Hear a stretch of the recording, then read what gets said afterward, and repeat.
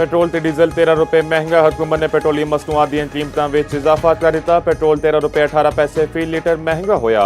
नवी कीमत 310 रुपए 71 पैसे मुकर्रर। डीजल की कीमत 13 रुपए 80 पैसे फी लीटर बढ़ गई। 323 रुपए 30 पैसे फी लीटर का हो गया नोटिफिकेशन जारी। शहरी ने इजाफे नूं जुल्म करार दे दिता। आख्या पेट्रोल दी कीमतों में इजाफे नाल महंगाई का नवा तूफान आवेगा।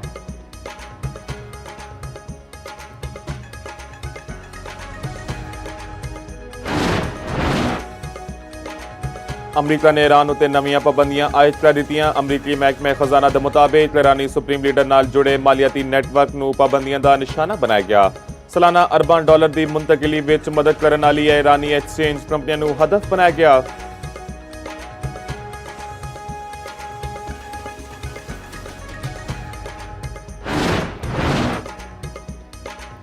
ईरान अमरीका मुज़ाकरात दा नवा दौर अगले हफ्ते होने का इम्कान। अमरीकी न्यूज़ वैबसाइट एक्सियोस के मुताबिक मुज़ाकरात दा अगला दौर अगले हफ्ते स्विट्जरलैंड विच मुतवक्की है। दूजे पासे अमरीका ईरान कशीदगी विच कमी लई सालसी भी मुतहरिक। एक्सियोस ने दावा किया पाकिस्तान, कतर, सऊदी अरब ते मिस्र ईरान अमरीका मुआहिदा बचाने लई वड्डे पैमाने उत्ते सफारती राबते कर रहे हैं। ईरानी वज़ीर खारजा अब्बास अरागची ते फील्ड मार्शल सीराज मुनीर दा टेलीफोनिक राबता। खिते दी ताज़ा सूरत हाल उत्ते गलबात।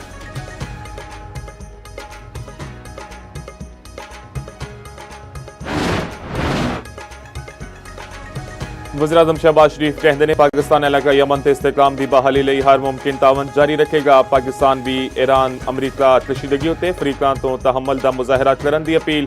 इस्लामाबाद मुफाहमती अदाश के तहत वादियां की पासदारी की अहमियत उत्ते जोर। वज़ीर-ए-आज़म शहबाज शरीफ की ईरानी सदर मसूद पज़ेश्कियान दे नाल टेलीफोनिक राबता। अमनो इस्तेहकाम की फौरी बहाली की जरूरत उत्ते जोर। वज़ीर-ए-आज़म ते अमीर कतर शेख तमीम बिन हमद अल सानी का भी टेलीफोनिक राबता। दोनों रहनुमावां दा अमन लई सफारती राबतियां उत्ते इत्तफाक। ईरान नूं दस दिता जंगबंदी खत्म हो चुकी। ईरान ने मुज़ाकरात जारी रखने की दरख्वास्त की जिहदे उत्ते रजामंदी जाहिर की। अमरीकी सदर ट्रंप दा सोशल मीडिया दावा। न्यूयॉर्क पोस्ट दे नाल गलबात विच ट्रंप ने आख्या ईरान मेरे कतल विच कामयाब होया ते उन्होंने होलनाक अंजाम का सामना करना पेगा। ईरान वालों मेरे कतल दीयां साजिशां ते हदायत दे दित्तियां गईयां।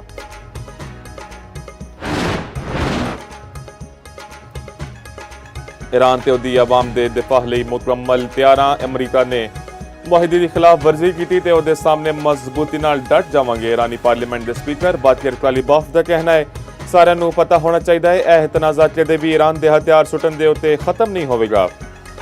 मुस्लिम मुल्कों को अमरीका ते इसराइल के खिलाफ इकट्ठे होना पेगा।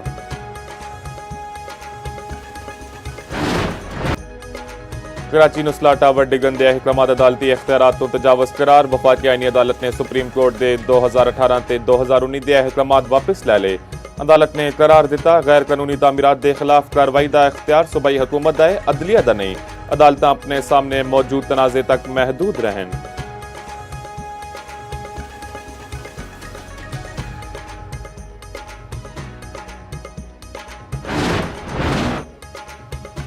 कराची के मुख्तलिफ इलाकों में ट्रैफिक हादसे 3 बंदे जां बहक। लांडी हस्पताल चुरंगी के नेड़े मोटरसाइकिल स्लिप होने के नाल डंपर से थले आ गई।